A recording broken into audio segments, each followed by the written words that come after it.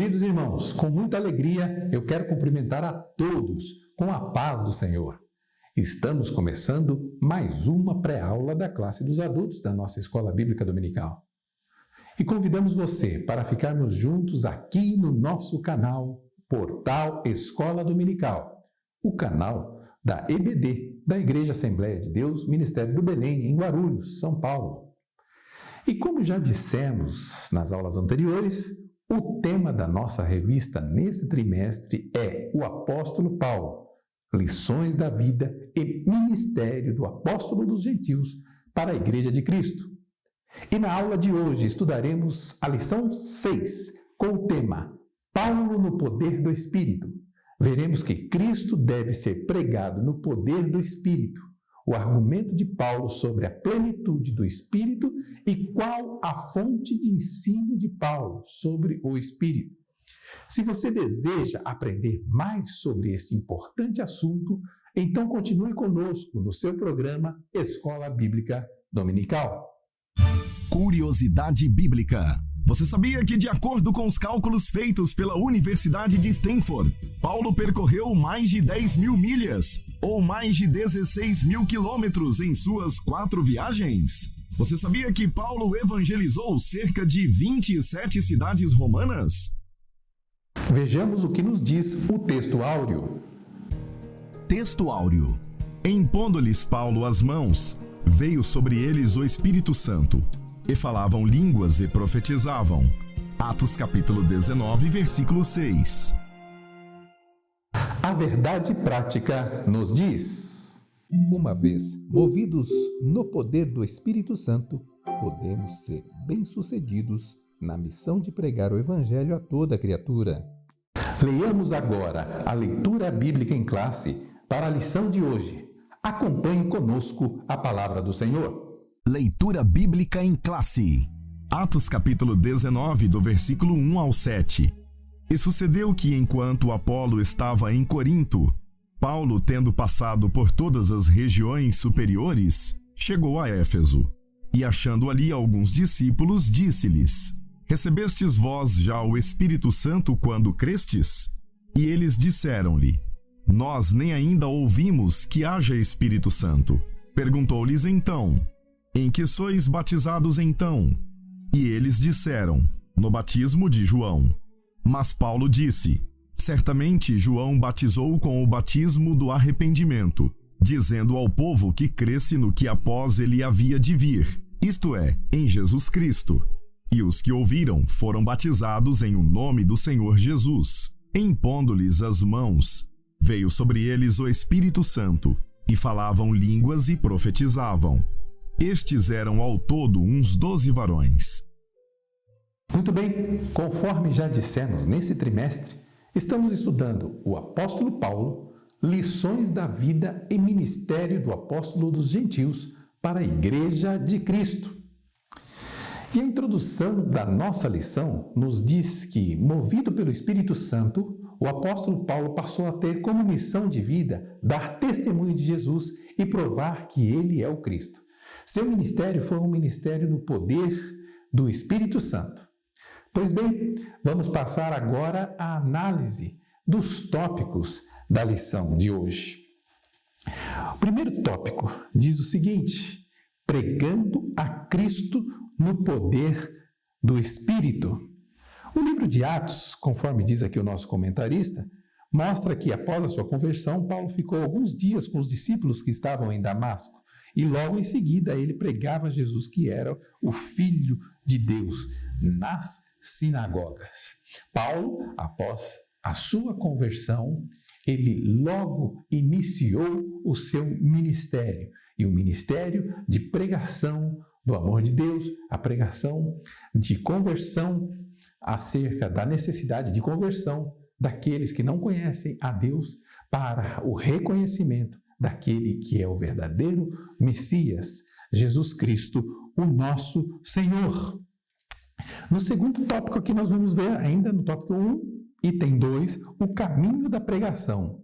Depois do estágio no deserto da Arábia por 3 anos, Paulo voltou a Damasco e daí foi para Jerusalém, conforme está escrito lá em Gálatas, capítulo 1 e versículo 18. Nós vimos aqui que Paulo ficou 3 anos na Arábia.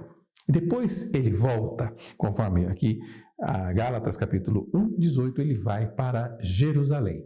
Estes 3 anos que Paulo fica na Arábia certamente foram anos valiosos para o seu conhecimento acerca daquilo que seria o seu evangelho de ensino, o evangelho para os gentios. Paulo teve a oportunidade de, neste período, de entender o que significava a lei, aquele período específico da lei, e entender o que significava a graça e o que era a pregação, ou como deveria ser a sua pregação acerca da graça de Deus ao alcance daqueles que não conheciam ainda esse Deus que enviou a Jesus Cristo, agora não mais enviado, esse Senhor, o Messias, foi enviado não mais agora somente para uma nação, ele foi enviado para todos os homens, de todas as nações.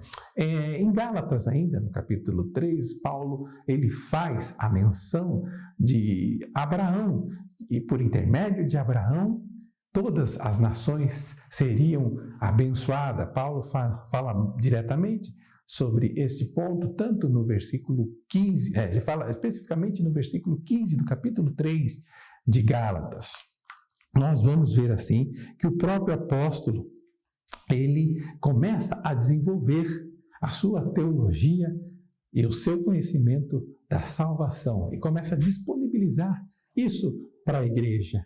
Começa a fundamentar a sua questão soteriológica para a igreja. Outro ponto, as 2 viagens missionárias, ele não estava só, mas acompanhado por Barnabé. Paulo e Barnabé, eles, numa de suas viagens, eles entraram ali num pequeno entreveiro que esteve relacionado à presença de João Marcos. João Marcos, que era parente de Barnabé, ele, por alguma razão, ele em um determinado momento não quis seguir com Paulo, depois se arrependeu, quis seguir, Paulo já não queria mais João Marcos na missão missionária, e Barnabé resolveu abraçar, resolveu acolher a João Marcos, o que foi contra aquilo que Paulo queria. Todavia, esse entreveiro, essa discussão, essa desinteligência entre Barnabé e Paulo fez com que a obra missionária acabasse crescendo mais ainda, porque Barnabé, junto com João Marcos, foi para um lado e Paulo e Silas foram anunciar o reino em outras localidades. Então o evangelho de Jesus é tão sublime, tão lindo, que mesmo quando existem desavenças, essas desavenças ocorrem dentro do controle da vontade divina. E aquilo que aparentemente seria um prejuízo relacional entre Barnabé e Paulo se tornou numa expansão da missão da obra de Deus. Nós vamos ver aqui no tópico 2 o argumento de Paulo sobre a plenitude do Espírito Santo. Nós, no início da lição, fizemos a pontuação de que o apóstolo começou a desenvolver a linha da doutrina da salvação, a soteriologia, Paulo que sistematiza com maior precisão, dentre todos os teólogos cristãos, Paulo foi aquele que Deus levantou para sistematizar a doutrina, a soteriologia, a doutrina da salvação. O que estiver fora daquilo que é o ensino de Paulo não pode ser considerado como ortodoxo, como cristão, como genuína palavra de Deus. Mas, especificamente na lição de hoje, nós vamos também analisar outro ponto relacionado também à doutrina do Espírito Santo, a pneumatologia, a atuação do Espírito Santo na vida dos homens que recebem o Senhor Jesus Cristo. Então nós temos aqui, nesta lição, a oportunidade de nos aprofundarmos também em relação a esse conhecimento que o apóstolo Paulo, inspirado pelo Espírito Santo, nos deixou, a doutrina da pneumatologia. Vamos ver aqui que Paulo aclara o ensino sobre a plenitude do Espírito. Nos capítulos anteriores, depois da separação entre Paulo e Barnabé, o jovem Timóteo e Silas passaram a acompanhar o apóstolo. Quando Paulo voltou a Éfeso, deparou-se com um grupo de discípulos que seguiam o apóstolo e foram batizados com o batismo de arrependimento de João Batista. Esses discípulos ouviram falar de Jesus, mas não conheciam a doutrina no Espírito Santo, do batismo do Espírito Santo. Eles haviam crido em Cristo, mas nada sabiam da experiência do Pentecostes. Nada sabiam acerca da doutrina do Espírito Santo. A doutrina, a teologia sistemática ainda não havia sido estabelecida naquela época. E o apóstolo Paulo fez questão de pontuar a necessidade da pessoa que conhece a Jesus Cristo, que por ele foi justificada, que por ele está sendo santificada, a necessidade dessa pessoa para o desenvolvimento da sua salvação, ter a experiência de receber o batismo com o Espírito Santo, a experiência de receber o poder do Espírito Santo. Tal como aconteceu nos dias dos apóstolos, ainda hoje é necessário que nós tenhamos esse desenvolvimento do conhecimento da nossa salvação. Uma coisa está assim interligada com a outra. Alguns querem deixar de lado soteriologia com outros estudos, mas não. A Bíblia toda ela está integrada. Então, o conhecimento da salvação e o conhecimento e a necessidade de você receber o poder do Espírito Santo são coisas que não podem ser consideradas distintas. O crente ele precisa conhecer a palavra de Deus, mas o crente precisa também ser revestido, ser batizado com o Espírito Santo. E como isso acontece? Primeiro ponto, é preciso crer, tal como está aqui no item 2.2, é preciso crer para receber o Espírito Santo. Somente depois de passar pela experiência da conversão, de reconhecer Jesus como Salvador, então o Senhor concede o dom do Espírito Santo. Nós sabemos que existem pensamentos muito bem fundamentados em relação a esse poder do Espírito Santo, ao batismo com o Espírito Santo, e que a conversão, no entendimento de alguns, só poderia acontecer se fosse uma obra genuína, se ocorrer uma obra genuína do Espírito Santo. Uma pessoa estaria, em tese, é o posicionamento de alguns, já batizada com o Espírito Santo, a partir do momento que o Espírito Santo ali a convencesse dos seus pecados, dos seus delitos. Esse posicionamento é um posicionamento que contém muitas verdades, porque realmente uma pessoa aceita a Jesus de coração se ela realmente está convencida de que ela é pecaminosa, que ela precisa da atuação de Deus na sua vida, da atuação que veio por intermédio de Jesus Cristo, a atuação redentora de Cristo. Quando ela abre o coração realmente para o Evangelho, a forma que ela abre o coração, de alguma maneira, é feita por intermédio do Espírito Santo. O convencimento realmente vem por parte do Espírito Santo. Todavia, o que a lição de hoje nos mostra é que mesmo após a pessoa receber a Jesus Cristo como seu Senhor, esse início de relacionamento com o Espírito Santo, que nós reconhecemos que ele que convence o homem do pecado, da justiça e do juízo, o homem pode ter uma intensidade maior na questão relacional com Deus.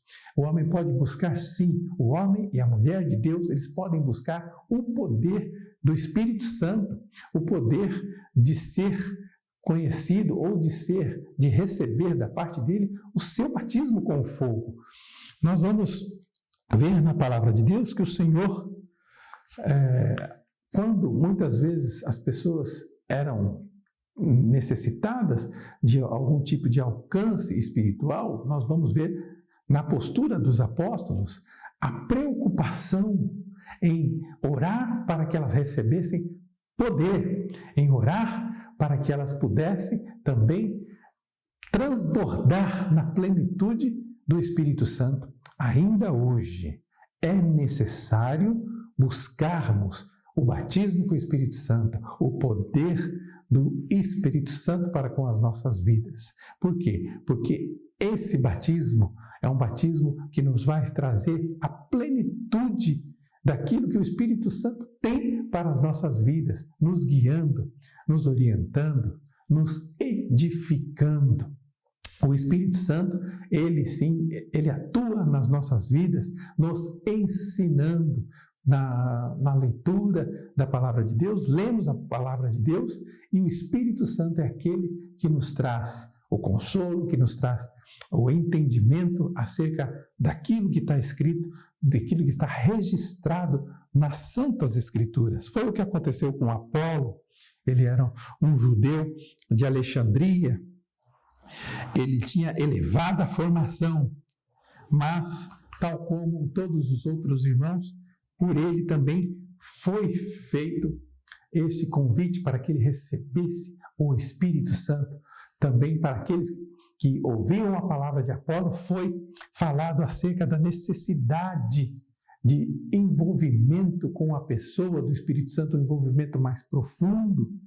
E esse tipo de envolvimento é um envolvimento que a igreja necessita, para que a igreja possa andar não só no conhecimento teórico, não só no conhecimento da teologia ou da soteriologia ou da escatologia. O pessoal pode entender tudo de todas as linhas teológicas de forma aprofundada, de bibliologia, de história da igreja, mas se não houver a presença e o poder do Espírito Santo, de nada adiantará.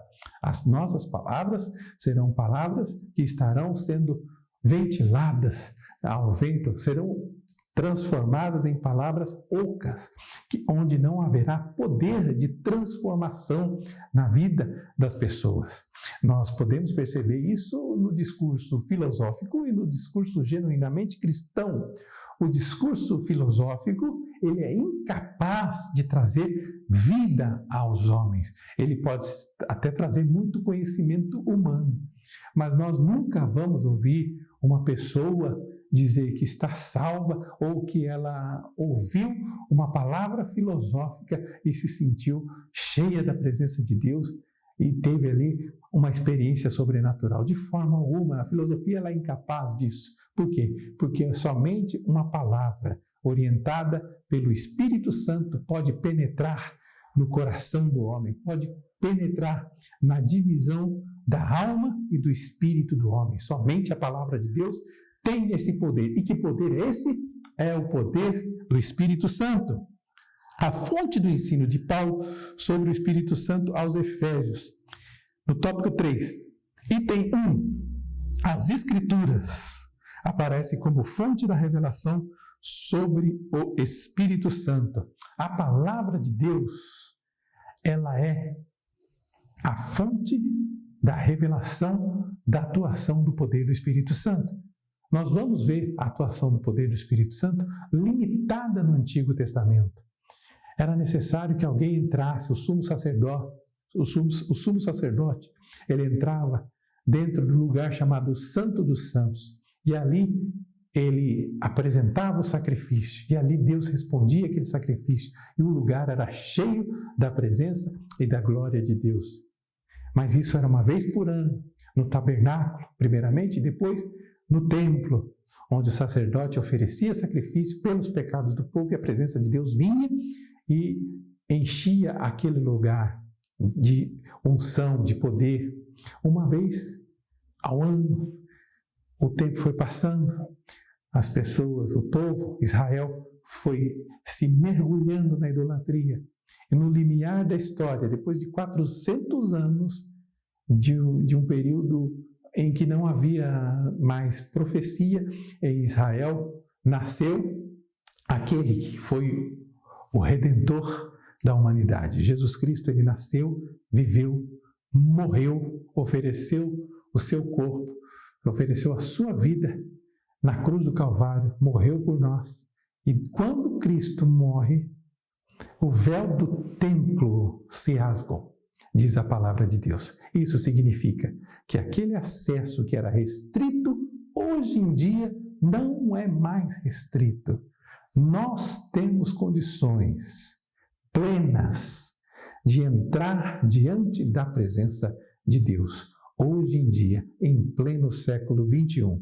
Por que eu digo isso? Porque as Escrituras nos informam que o véu do templo se rasgou e hoje em dia, se você quiser ter a presença de Deus, você tem acesso. Você pode orar, você pode jejuar, você pode entrar no seu quarto, buscar a Deus. Você pode ter essa presença maravilhosa, que é a presença do Espírito Santo. O que te impede? O que nos impede de buscar a presença do Espírito Santo? Não há impedimento. Por quê? Porque Ele abriu essa possibilidade por intermédio da sua morte na cruz. O véu que separava já não separa mais. A luz de outrora apagada agora brilha e brilha mais. Nós temos esse acesso. A palavra de Deus, ela nos permite isso. E nós não devemos ficar restritos tão somente à questão do batismo do Espírito Santo, sistemático, aquele batismo, vamos orar para ser batizado. Nós sim, buscamos o batismo com o Espírito Santo, mas uma vida ligada nessa fonte de energia do Espírito Santo.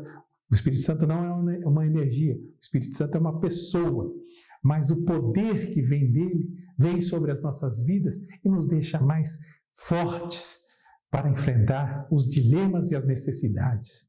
Como os nossos irmãos que são perseguidos na China, na Coreia, na janela 10x40, como esses irmãos suportam tamanha perseguição, tamanho menosprezo por parte de autoridades, por parte de policiais, de agentes que defendem governos, que perseguem a igreja. Como essas pessoas conseguem se sustentar?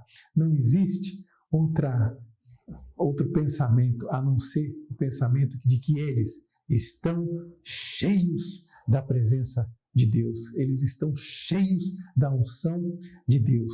Eles têm condições de suportar, e qualquer pessoa tem condição de suportar tal angústia ou tal perseguição, desde que ela busque com intensidade a presença de Deus, desde que ela busque ser cheia do Espírito Santo, desde que ela busque a presença dele.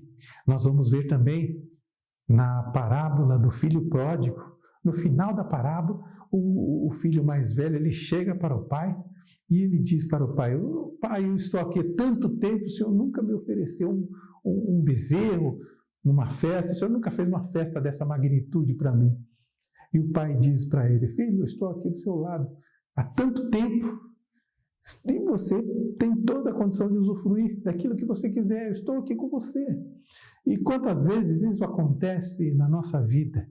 Nós estamos ali na igreja, nós estamos ali cumprindo com doutrinas, conhecimento daquilo que a gente adquire, vamos lá e cumprimos com doutrina dos usos e costumes, as orientações pastorais, cumprimos com todo o ritual de conhecimento que nós vamos adquirindo e esquecemos de usufruir da presença dele, da presença de Deus, da presença que nos alegra, da presença que nos traz força para viver, da presença que afasta a angústia, o medo, da presença que nos traz restauração diária, que nos traz visão, que alimenta a nossa vida, que alimenta os nossos projetos, que nos capacita para cumprir os nossos projetos. Essa é a presença dele. Essa é a presença que ele quer que nós busquemos, para que tornemos verdadeiros adoradores. Ele busca verdadeiros adoradores. Estamos, assim, próximos ao último tópico, que fala no item 3.3, sobre Paulo ensina acerca do Espírito Santo aos Efésios. Ao ensinar sobre o Espírito Santo aos Efésios, Paulo não desfez a mensagem de João Batista nem de Apolo. Pelo contrário, o apóstolo fortaleceu a mensagem de João Batista e revelou o Cristo profetizado por João exatamente como o que havia de vir. Então nós vamos ver aí um complemento entre a pregação de João Batista, o batismo que era realizado por João é confirmado por Paulo.